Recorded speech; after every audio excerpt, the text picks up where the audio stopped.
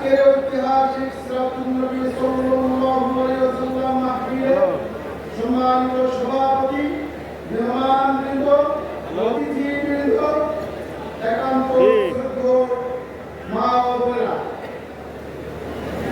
আমরা এতক্ষণ ধরে বিভিন্ন বিষয়ের উপরে আলোচনা শুনেছি। ওই মডেলটা না, অন্য মডেল আছে যে আপনি যে এনে বসেন স্যারে ওই ছোট মডেলটা সুস্পষ্টভাবে সমস্ত বৈষম্যহীন জীবনযাপন সমাপ্তির জন্য নির্দেশনা দিয়ে জানিয়ে দিয়েছেন যে সকলের জন্য আলাদা স্তর রয়েছে, মর্যাদা রয়েছে। বৈষম্যহীন সমাজ নির্মাণ করতে হবে। নিম্মা আমিলু, যার যে যোগ্যতা আছে সেই যোগ্যতাকে মানুষকে স্টাবলিশ করতে হবে। আল্লাহ তার ইসলাম যোগ্যতা, সেই যোগ্যতা বলে তার ইসলাম দিলেন, কারণ করে জুলুম করা হবে না। আর বিশ্বনবী সাল্লাল্লাহু আলাইহি ওয়াসাল্লাম আল্লাহর বিধান প্রতিষ্ঠার লক্ষ্যে তিনি নির্দেশ দিলেন, আনজুলুন নাস মানাজিলাহুম, মানুষের যার যার মর্যাদা স্টাবলিশ করতে হবে।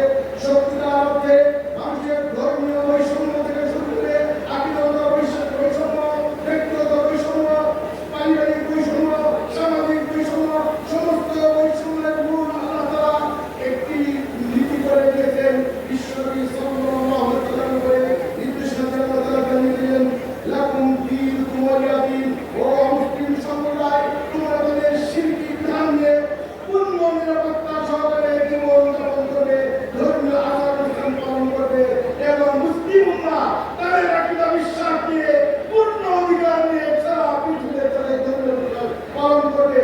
আমাদের পাশে হিন্দুদের মন্দির রয়েছে, সারা বাংলাদেশে হিন্দুদের মুসলিমদের মন্দির, গির্জা, প্রার্থনা সবাই মিলে তারা পূর্ণ ধর্মীয় সুবিধা নিয়ে বৈষম্যহীনভাবে তাদের অধিকার আদায় করতে পারবে ইনশাআল্লাহ, এবং তাদের ধর্মীয় অনুষ্ঠান পালন করতে পারবে।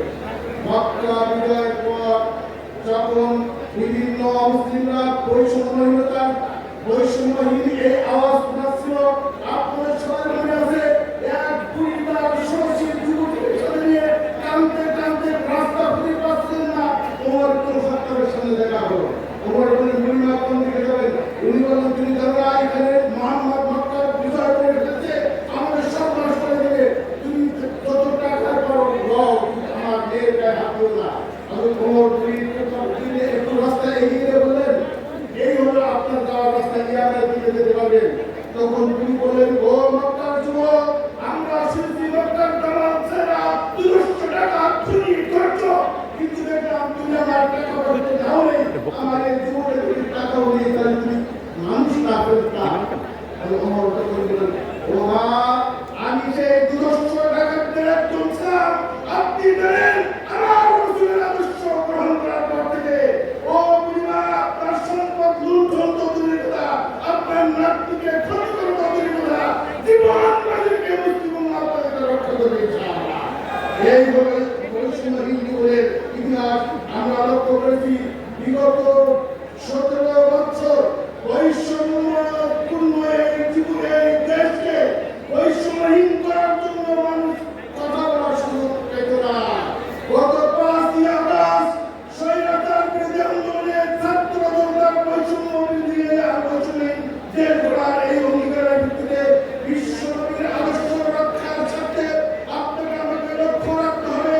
বৈষম্যবাদীরা মিথ্যা সাক্ষী দিয়ে এদেশে ইসলাম প্রতিনিধিদের খুন করেছে। বৈষম্যবাদীরা মিথ্যা সাক্ষী দিয়ে এদেশে আলেমকে নির্যাতন চালিয়ে সর্বনাশ করে দিয়েছে, জেলে পুরেছে, দণ্ডে টেনে গেছে। 28 অক্টোবর মানুষের লাশের উপরে মৃত্যু করে বৈষম্যবাদীরা কিভাবে মানুষকে হত্যা করে রোগী পরীক্ষা ঘোষণা দিয়ে মৃত্যু করেছিল, এই বৈষম্যবাদীদের বিরুদ্ধে আওয়াজ উঠেছে। নবী আদর্শ রক্ষার ক্ষেত্রে আসুন, সাপ্তাহ ইতিহাস আমরা ভুলব না, এদেশে আলেমদের নির্যাতন করবো না, ওদের বৈষম্যহীন সমাজ গঠনকে আর কোন বৈষম্যবাদীরা এই দেশে সন্ত্রাসী মুসলিমরা আপনারা না পায় সেভাবে সতর্ক থাকতে হবে। সব ছেলে একটা আপনারা শেষ করছি আলোচনা করে গিয়েছেন। ওই